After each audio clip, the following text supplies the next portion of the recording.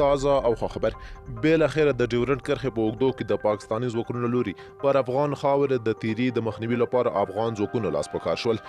افغان ځواکونو تیره ورځ سپین بولدک کې څه وکړل، افغان ځواکونو ته څنګه امر وشو او صفري نقطه کې به څه کوي، دا ټول معلومات را سره په همدې ویډیو کې وګورئ. درنو کتونکو السلام علیکم. که چېرې تاسو زموږ چینل ته نوي راغلي یاست نو د مهربانۍ له مخې زموږ چینل در سره سبسکرایب کړئ. د کندهار په سپین بولدک ولسوالۍ کې افغان امنیتي ځواکونو پوځي تمرینات ترسره کړل. د کندهار د سپین بولدک په ولسوالۍ کې د تېرې جګړې د وژل شویو په یاد کې په همدې ولسوالۍ کې پوځي تمرینات پیل شوي دي. په دغه تمریناتو کې د هېواد لوی درستیز او ورسره راغلي نظامي پلاوي هم ګډون درلود. دغه عملیات په دریو برخو ترتیب شوي دي چې هوایي، توپچي او پولي ځواکونو پوځي مانورونه هم پکې ګډون لري. د مسؤلینو په خبره د دغو پوځي تمریناتو یوه موخه د افغان ځواکونو ستاینه او هڅونه ده.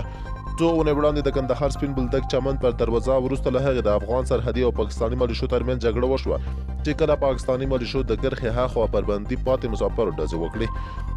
د راپورونو په وینا د پاکستان له لوري پر توغول شویو توغندیو کې 28 کسان وژل شوي وو او تر 80 زیات نور ټپیان شوي وو. پاکستان په دې وروستیو کې پر افغان خاوره د تیري لپاره هڅې چټکې کړي دي او په دې وروستیو کې د اغزان تار د تیرولو ترڅنګ پر افغان خاوره د وخت نه وخت بریدونو په کولو هم لاس پورې کړی دی. نو افغان پوځو په تیله تر څو د وسلوال پوځ سرتیري د خپل سپکو او درندو وسلو د وړتیا ښودلو په هدف پوځي تطبیقات ترسره کړي. دغه پوځي تطبیقات چې د تېرې جمعې په ورځ پیل شول د ډیورنډ کرښې ته نږدې د ننګرهار ولایت د ګوشتې ولسوالۍ په کوڅړي سیمه کې ترسره شوي دي.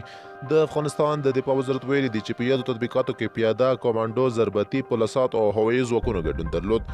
دفاع وزارت زیاتوي افغان امنیتي ځواکونو د خپلو سپکو او درندو وسلو وړتیا وښودله. د افغانستان د وسلوال پوځ لوی درستیز جنرال محمد یاسین ضیا د دغه نظامي تطبیقاتو څخه د لیدنې پر مهال وویل افغان دفاعي او امنیتي ځواکونه مسلکي او جنگي لوړ ظرفیت لري. نوموړي زیاته کړه چې د افغان امنیتي ځواکونو نظامي تطبیقات د افغانستان دوستانو او دښمنانو ته یو پیغام لري. ښاغلي محمد یاسین ضیا زیاته کړه افغان دفاعي ملي امنیتي ځواکونه د ځمکنۍ بشپړتیا او بهرنۍ او داخلي دښمنانو په وړاندې په خپلواکه توګه دفاع کولی شي.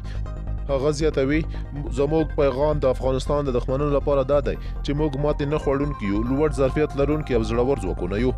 که چیرې له جنګ څخه لاس وانخلئ نو له منځه به یوړل شئ. د ننګرهار ولایت ګوشته ولسوالۍ د ډیورنډ کرښې ته نږدې پرته ده چې تر دې مخکې څو ځله د افغان سرتیرو او پاکستاني سرتیرو ترمنځ په صفري نقطه کې نښتې هم رامنځته شوي دي.